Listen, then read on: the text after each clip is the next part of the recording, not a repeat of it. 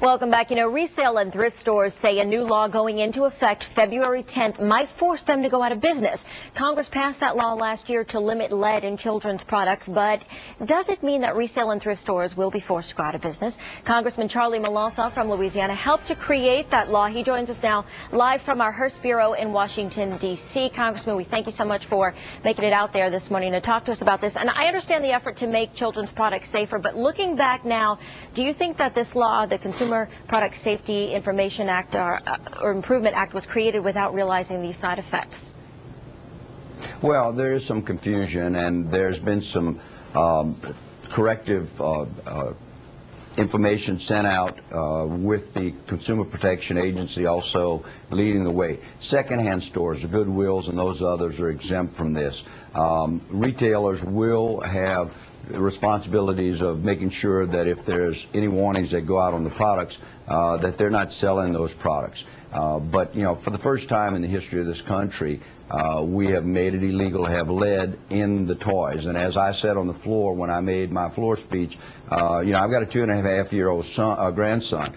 He's going to stick anything he gets in his hand in his mouth until some point in time, and we shouldn't have lead in our products. We don't need lead in our products. And with everything that's been going on with China manufacturing and not adhering to any of the American rules, regulations, laws, I think that this is a good thing. I'm going to continue to work with the...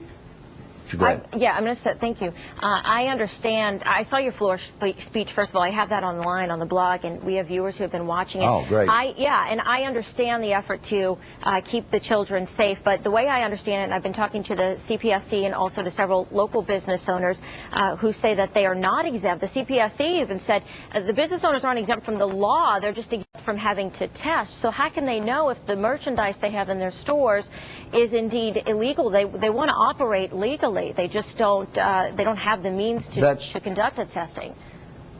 That's what Chairman Waxman has directed the Consumer Protection Agency to determine what's the best way for retailers to know what their problems might be or when they may get themselves into a problem area.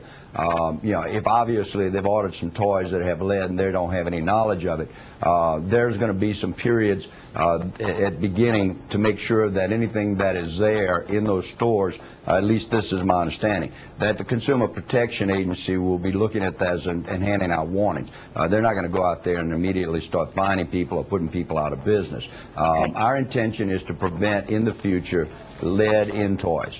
We're almost out of our time with you, but bottom line, will the law be changed? Will it be amended before February 10th to give them some relief? I doubt it'll get...